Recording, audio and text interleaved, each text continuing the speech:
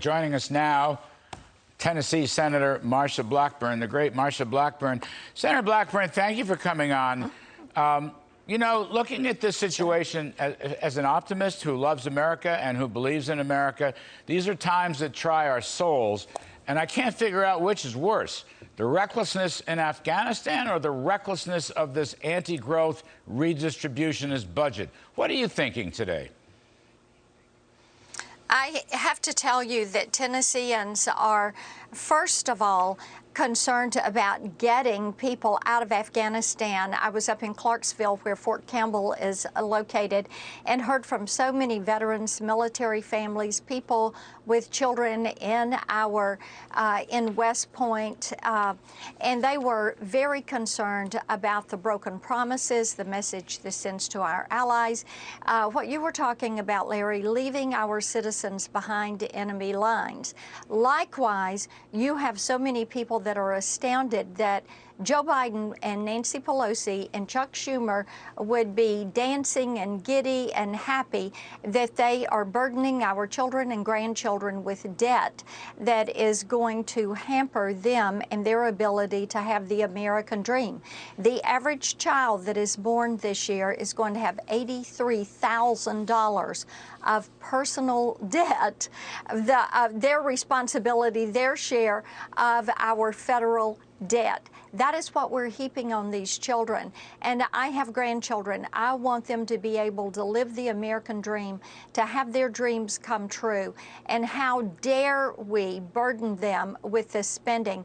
And how dare the U.S. House take their time on legislation like this when everyone, and it is bipartisan, in the frustration with this administration, with this Department of State, this DOD leadership team. We know that our men and women in uniform are working as hard as they can. They are the strongest and best fighting force on the face of the earth.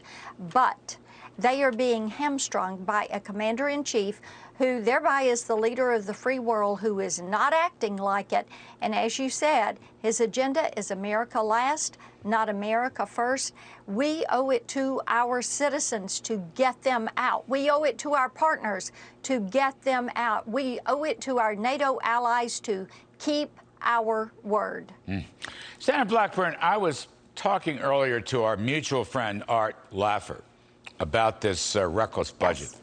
And Art's insight, one of his many insights, is that the key word here is not growth. There's no growth and prosperity and job creation in this whole budget. That's right. The key word is redistribution, and the idea that we're going to take resources from one side and give it to the other, make people, more and more people, dependent on government welfare, and essentially provide incentives not to work. That's the way Arthur summed up this budget.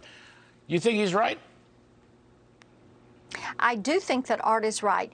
And I would add to that also, what we're doing is incentivizing industrial growth in China because of the Green New Deal provisions that are in there, because of the shortage that we have for semiconductors, for microprocessors, the push that you see for electric vehicles, many of those parts made in China. Larry, if we do not repatriate this manufacturing to the United States, if we don't bring back rare earth minerals, that mining, if we do not bring back our pharmaceuticals, look at what we're doing to ourselves. In China, of course, what is their interest in Afghanistan? And this is where this all fits together. China has long wanted a land route from Beijing to Tehran. So you have to cozy up to Afghanistan to get that. That is why they 3 weeks ago had the Taliban leadership over in Beijing, took a big picture. Wall Street Journal put that picture in the paper, and it is the Chinese Communist Party and your Taliban leadership standing side by side, shoulder to shoulder. So China's going to get what they want. Now, what do they want to manufacture?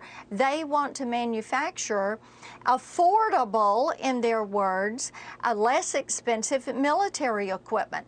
Who is this going to be aimed at? The U.S. and our ally Israel. And I bet you that some of those Black Hawks and that artillery that was left behind at Bagram Airfield, which was really a very undisciplined decision by Joe Biden, that it has probably found its way over into a factory in China, and they are trying to figure out how they're going to be able to replicate this equipment. This is a disaster. This budget is a disaster. The recklessness with which they are dealing with our federal budget, which they're tipping it over $30 trillion. By the time we get another decade down the road, we're going to be up over $45 trillion. And they're giddy. They're so excited that they are creating a socialistic government where they, the Democratic Party, will never lose, and the American people will not have a choice. All right, we'll leave it there. Senator Blackburn, thank you, ma'am. Appreciate it very much. Well said.